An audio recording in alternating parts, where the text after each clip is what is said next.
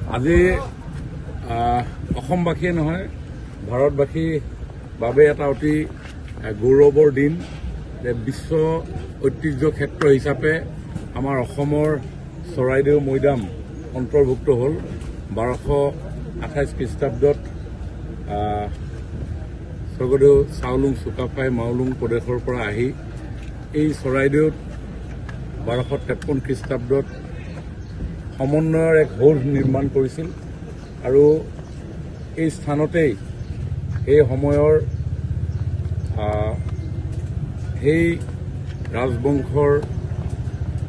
কুলীন পুঠাসকলক সমাধিস্থ কৰা হৈছিল। বিস্তীৰ্ণ অঞ্চলজুৰি এই এনেধৰণৰ পৰম্পৰা ৰীতি নীতি কৃষ্টি সংস্কৃতি জনচক্ষুৰ পৰা লুকাই আছিল। পৰৱৰ্তী সময়ত স্থানীয় ৰাইজ অসমৰ ৰাইজে এই ক্ষেত্ৰখনক উজ্জীৱিত কৰাৰ প্ৰাণ প্ৰতিষ্ঠা কৰাৰ এক পৰিৱেশ নিৰ্মাণ কৰিছিল আৰু লাহে লাহে এই ক্ষেত্ৰখন লোকচক্ষুলৈ মুকলি হৈ আহিছিল আৰু বিভিন্ন ক্ষেত্ৰৰ বিভিন্ন স্থানৰ লোক পৰ্যটন ক্ষেত্ৰ হিচাপে হওক অথবা গৱেষণাৰ বিষয় হিচাপে হওক বিভিন্ন কাৰণত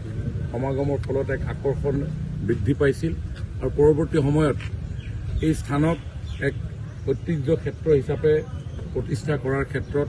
সকলোৰে সহমত এনেধৰণৰ চিন্তা আগবাঢ়ি গৈছিল আৰু আজি অৱশেষত বিশ্ব ঐতিহ্য ক্ষেত্ৰ হিচাপে আজি স্বীকৃতি লাভে আমাক সকলোকে আনন্দিত কৰিছে। তাৰ কাৰণে মই মাননীয় মুখ্যমন্ত্ৰী ডাঙৰীয়া আৰু মাননীয় প্ৰধানমন্ত্ৰী ডাঙৰীয়াক মই ধন্যবাদ জনাইছোঁ, কৃতজ্ঞতা জনাইছোঁ। এই দুইজন ব্যক্তিৰ প্ৰয়াস যদি নহ'লহেঁতেন নিশ্চিতভাৱে আৰু হয়তো আমি কিছুদিন ৰ'ব লগা হ'লহেঁতেন, কিন্তু তেখেতসকলৰ তৎপৰতাৰ কাৰণে আজি অসমক গৰ্বিত কৰি এই যি ইতিহাস প্ৰসিদ্ধ চৰাইদেউক আজি বিশ্ব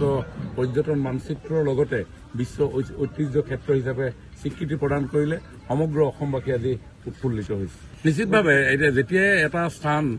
বিশ্ব ঐতিহ্য ক্ষেত্ৰ হিচাপে স্বীকৃতি লাভ কৰে সমগ্ৰ বিশ্ব নাগৰিকৰ দৃষ্টি আকৰ্ষণ হয় আৰু এইসমূহ এই মনুমেণ্টক লৈ মানুহৰ আকৰ্ষণ সদায় আছে আৰু ইতিহাসক কেতিয়াও আমি নাইকিয়া কৰিব নোৱাৰোঁ। ইতিহাসৰ প্ৰতি আমাৰ সদায় এটা দুৰ্বলতা সদায় এটা আকৰ্ষণ আমাৰ স্বাভাৱিকতে থাকে আৰু গতিকে বিশ্ব ঐতিহ্য ক্ষেত্ৰৰ তালিকাত যেতিয়াই চৰাইদেৱে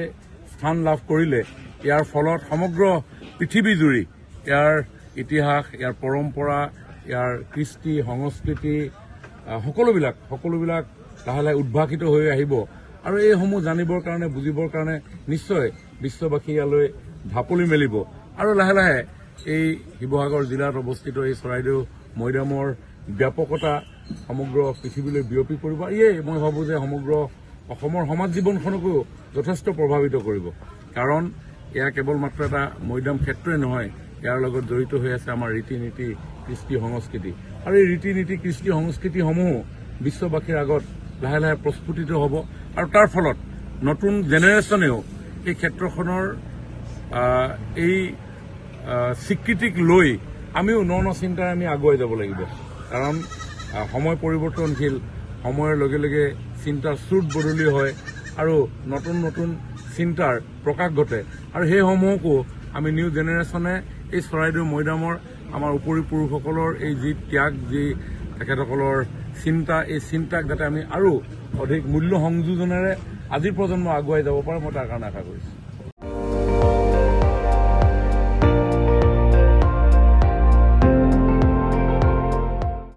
আপুনি চাই আছে ND24 সৰ্বশ্ৰেষ্ঠ নহয় সৰ্বোত্তমৰ দৌৰ।